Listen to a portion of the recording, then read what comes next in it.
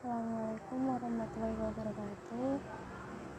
Di sini kali ini saya akan memaparkan materi mengenai perubahan globalisasi. Sebelumnya, perkenalkan, nama saya Fatma Indriani, NIM 2020-35008, Prodi Pendidikan Matematika Universitas Mulia Kudus, semester 2. Yang pertama, globalisasi. Globalisasi berasal dari kata global. Dalam Kamus Besar Bahasa Indonesia memiliki arti secara keseluruhan. Globalisasi adalah suatu fenomena khusus dalam peradaban manusia yang bergerak terus dalam masyarakat global dan merupakan bagian dari proses manusia global itu.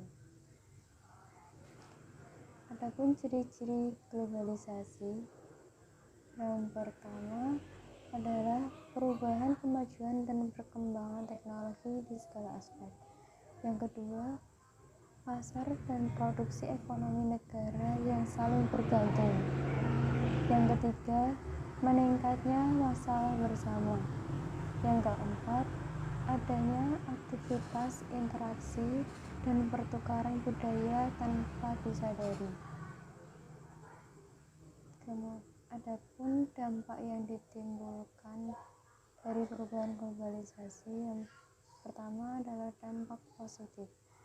Dampak positif yang ditimbulkan ada perubahan tata nilai dan sikap. Adanya globalisasi dalam budaya menyebabkan pergeseran nilai dan sikap masyarakat yang semula irasional menjadi rasional.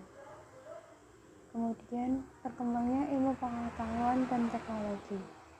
Dengan berkembangnya iptek, masyarakat menjadi lebih mudah dalam beraktivitas dan mendorong untuk berpikir lebih maju.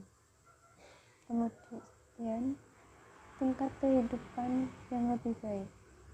Dibukanya industri yang memproduksi alat-alat komunikasi dan transportasi yang canggih merupakan salah satu usaha mengurangi pengangguran dan meningkatkan taraf hidup masyarakat.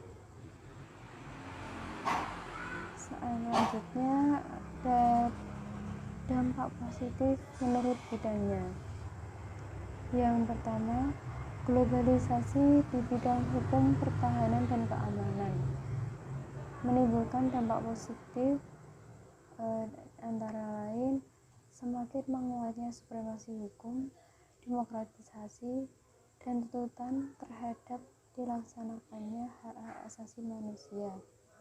Kemudian regulasi hukum dan pembuatan peraturan perundang-undangan yang memihak dan bermanfaat untuk kepentingan rakyat banyak. Kemudian semakin menguatnya tuntutan terhadap tugas-tugas penegak hukum yang lebih profesional, transparan, dan akuntabel. Yang kedua, globalisasi di bidang sosial budaya menimbulkan dampak positif. Yang pertama, meningkatkan pembelajaran mengenai tata nilai sosial budaya, cara hidup, pola pikir yang baik, maupun ilmu pengetahuan dan teknologi dari bangsa lain yang telah maju. Yang kedua, meningkatkan etos kerja yang tinggi, suka bekerja keras, disiplin, mempunyai jiwa kemandirian, rasional, sportif, dan lain sebagainya. Yang ketiga, globalisasi di bidang ekonomi sektor perdagangan menimbulkan dampak positif, antara lain liberalisasi perdagangan barang, jasa layanan, dan komodit lain memberi peluang kepada Indonesia untuk ikut bersaing merebut pasar perdagangan luar negeri, terutama hasil pertanian, hasil laut, tekstil, dan bahan tambang. Kemudian arus masuk perdagangan luar negeri juga menyebabkan defisit perdagangan nasional. Yang keempat, globalisasi di bidang ekonomi sektor produksi. Adanya kecenderungan perusahaan asing memindahkan operasi produksi perusahaannya ke negara-negara berkembang dengan pertimbangan keuntungan geografis.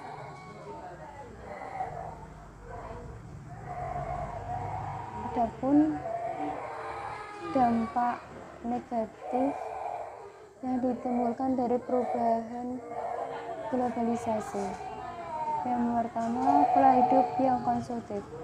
Perkembangan industri yang pesat membuat penyediaan barang kebutuhan masyarakat melimpah. Dengan begitu, masyarakat mengonsumsi barang-barang dengan banyak pilihan yang ada. Yang kedua, munculnya sikap individualistik. Masyarakat merasa dimudahkan dengan teknologi maju, membuat mereka merasa tidak lagi membutuhkan orang lain dalam beraktivitasnya. Kadang mereka lupa bahwa mereka adalah makhluk sosial. Yang ketiga, timbulnya gaya hidup yang kebarat-baratan. Tidak semua budaya barat baik dan cocok diterapkan di Indonesia. Budaya negatif yang mulai menggeser budaya asli adalah anak tidak lagi hormat kepada orang tua, kehidupan bebas remaja, dan lain-lain.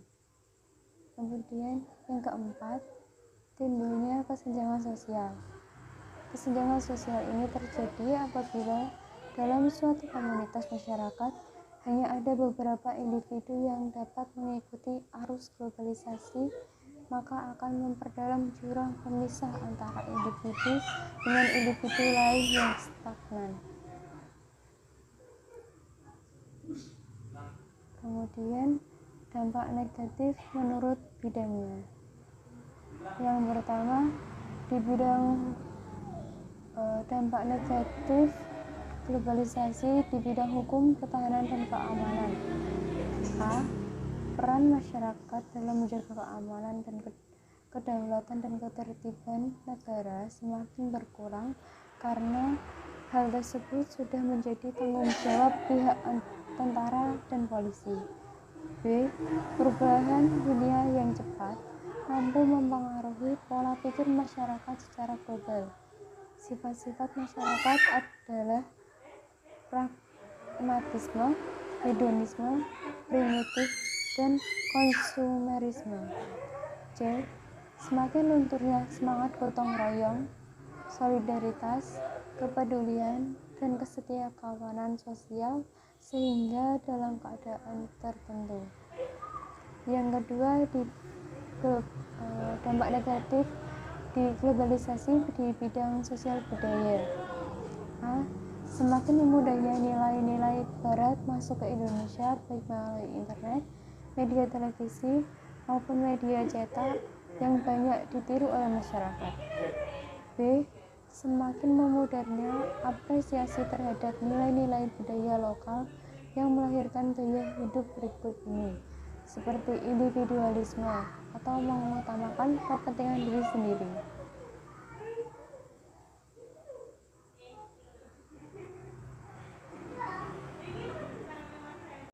Globalisasi di berbagai bidang.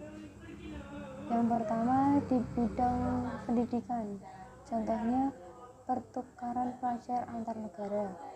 Yang kedua, di bidang iptek, contohnya penemuan alat penyampai informasi seperti smartphone, internet, dan lain-lain. Yang ketiga, di bidang sosial budaya, contohnya terjadi proses memudahnya budaya asli Indonesia.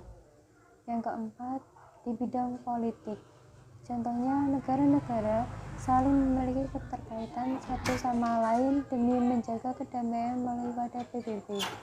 Yang kelima, di bidang ekonomi, contohnya kerjasama antara beberapa negara yang saling menginvestasikan dana untuk pembangunan.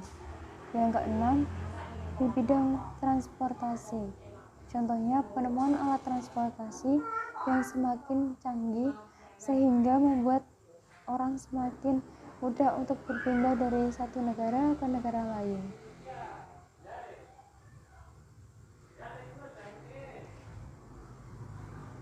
Sekian presentasi dari saya. Apabila ada kekurangan mohon dimaafkan. Wassalamualaikum warahmatullahi wabarakatuh.